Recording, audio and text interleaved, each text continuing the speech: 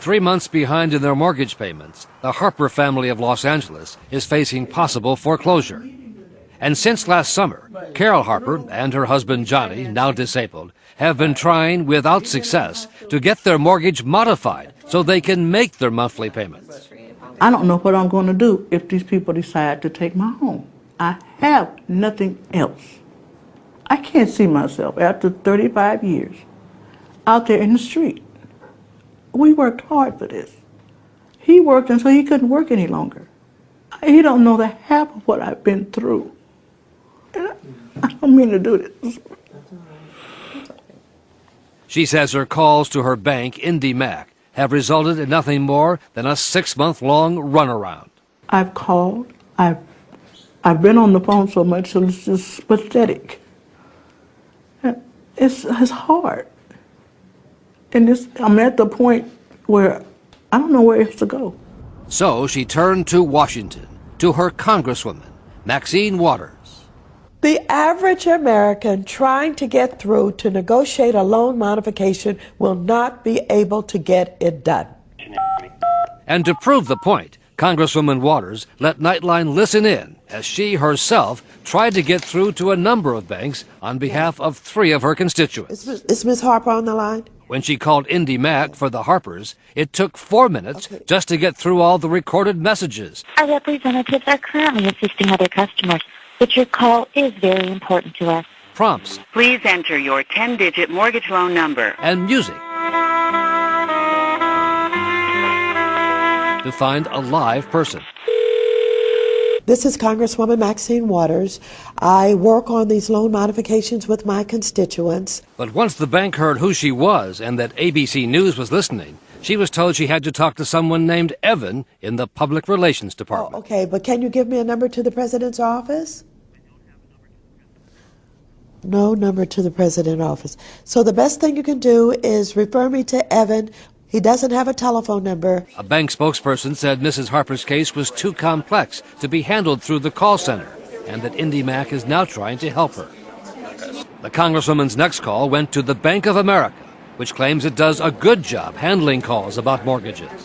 On average, it's 1 to 2 minutes in terms of once you're waiting in queue for an agent. It takes 1 to 2 minutes to get through to somebody.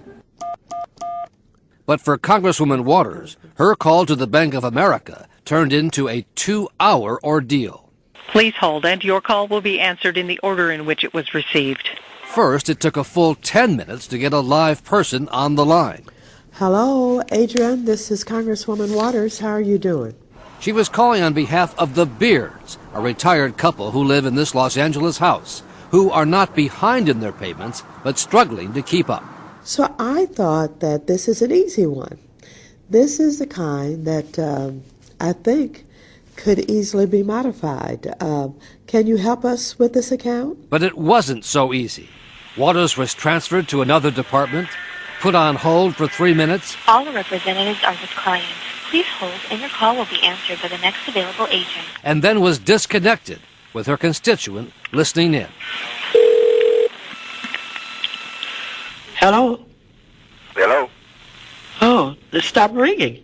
That's what I usually get when I talk with them. When I call them, they say they're going to transfer me. When they transfer me, boom, the line goes dead. Okay. Undeterred, the Congresswoman called Bank of America back, but the extension the bank had given her did not work.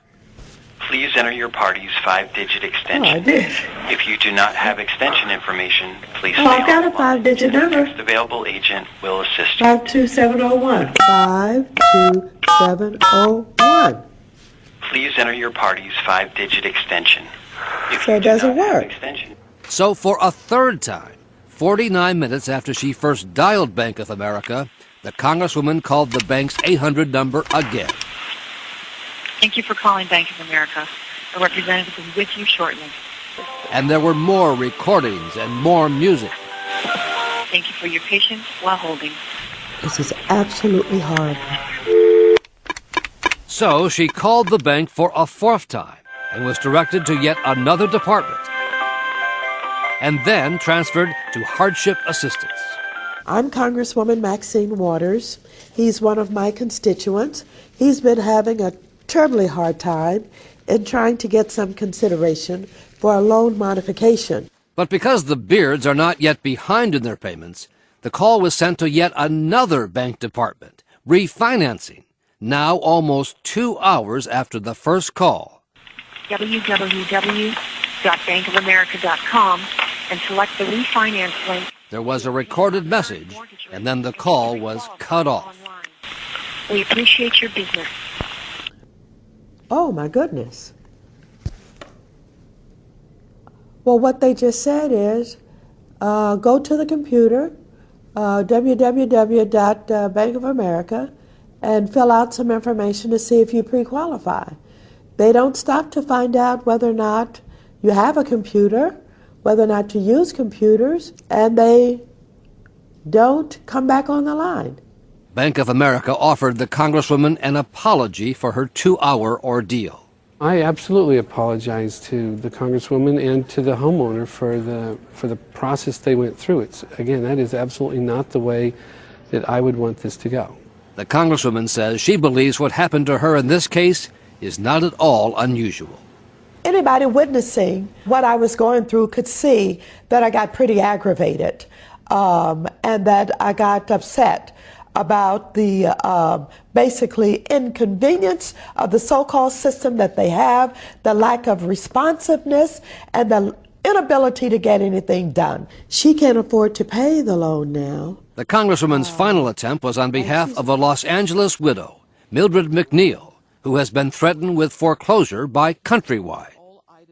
With her husband gone and not bringing in his pension money, Mrs. McNeil is now more than a year behind in her mortgage payments.